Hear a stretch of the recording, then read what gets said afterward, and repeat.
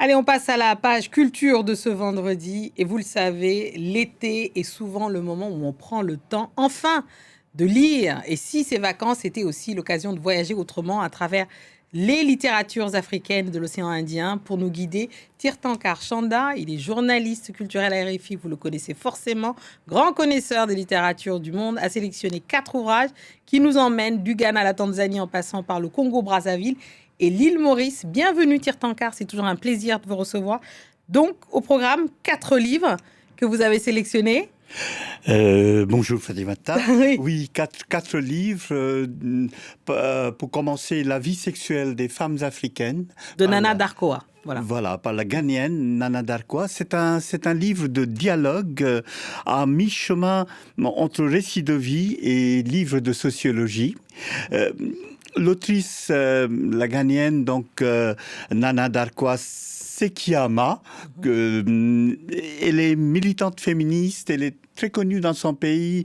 Elle a longtemps écrit un blog sur les problèmes des femmes, sur la vie intime des femmes africaines, avant de passer au livre. Oui. C'est ce livre qui est paru cette année en français, La vie sexuelle des femmes africaines. Montrez-le, qu'on le voit bien. Voilà, La vie sexuelle des femmes africaines est un livre fascinant parce que il est à mille lieues des clichés sur les femmes africaines. On nous dit que les femmes africaines sont des femmes soumises, génitalement mutilées, menant des vies passives, à l'ombre des patriarches des maris.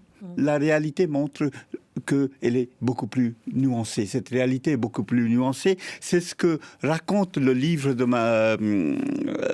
Nana Darkoa. Ce ne sont pas des interviews. Il y a 30 personnes. Ce sont des portraits à partir des interviews. Oui. Donc ce sont des récits en quelque sorte. Elle a rencontré une trentaine de femmes d'Afrique et de sa diaspora qui... Les propos témoignent d'une vie sexuelle et amoureuse épanouie, assumée. Et dans ces pages, jouissance et pénétration ne sont pas de vilains mots. Très bien, très bien. Alors, heureusement qu'il est tard. Alors, passons à l'autre livre. Donc là, c'est un géant de la littérature. Il est congolais, donc ça s'appelle Photos de groupe au bord d'un fleuve, et c'est Emmanuel Dongola. Voilà, vous savez pourquoi je vous parle de ce livre? Vous me disiez en venant au studio qu'il est sorti en 2010, alors pourquoi vous voulez en parler maintenant? Oui. Mais c'est parce que... je vous ai donné carte blanche, donc vous faites ce que vous voulez. Mais vous êtes très gentil. Mais en fait, ce que vous ne savez peut-être pas, ce 16 juillet, Monsieur Dongala vient d'avoir 85 ans. Ouais. Donc il Grand devient... monsieur qu'on salue. On embrasse. Voilà, s'il devient le plus grand maître de la parole africain, l'homme le plus révéré de l'Afrique, je crois. Alors, un mot de ce livre. Ce livre est très intéressant parce qu'il parle des femmes, il parle des femmes qui sont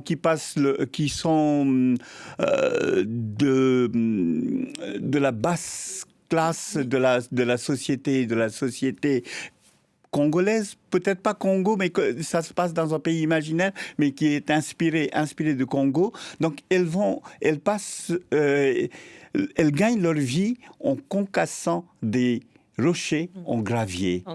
Et leur lutte consiste à augmenter, à obtenir leur prix, le bon prix, le prix juste, le juste prix. Et ça, le combat va être âpre, acharné, mais il faut aller jusqu'au bout. Absolument. Une lecture accessible et marquante d'ailleurs. Hein. Absolument. Alors, on va passer rapidement au prix Nobel de littérature, hein, Abdul Razak Gurna, qui signe Les vies d'après. Là, c'est 2023 et ça a été édité en poche, là. Vous pouvez le montrer aussi. Ça vient d'être édité en poche, Les vies d'après. Je sais que vous aimez bien Gurna en plus. Hein.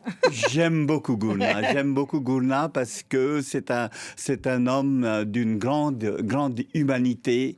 Et dans Les vies d'après, il raconte...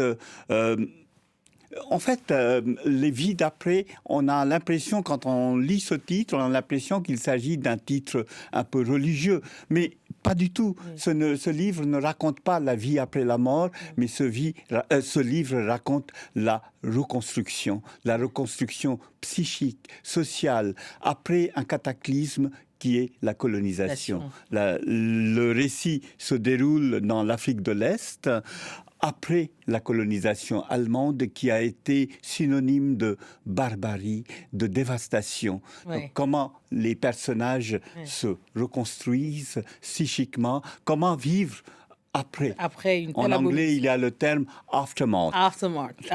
Vraiment, c'est vraiment les conséquences de tout ça. Absolument.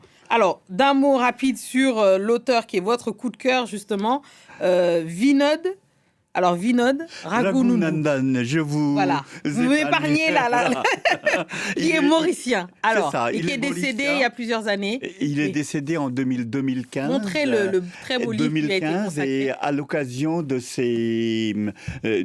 10 ans de sa disparition, son éditeur historique, la Maison des Mécènes, a publié les œuvres complètes, très élégant. Donc, doré en bas, violet en haut, doré sans doute pour la poésie et violet pour les nouvelles, parce que ce sont des domaines où il excellait, et c'est il est sans doute il était un des écrivains les plus marquants de sa génération. Sa génération, c'était Natasha Panah, Ananda Devi, Barlene Piamutu. Bon, un mot, parce qu'on doit rendre là maintenant. Voilà, il faut absolument lire ces nouvelles qui se passent dans le fantastique, qui vous emmènent ailleurs, et il aime dire qu'il écrit pour abolir la mort. Ah, parfait. Merci beaucoup. Merci, Tirtankha. C'est moi qui vous remercie. C'est la fin de cette édition. Restez avec nous car l'actualité continue sur France 24. Merci.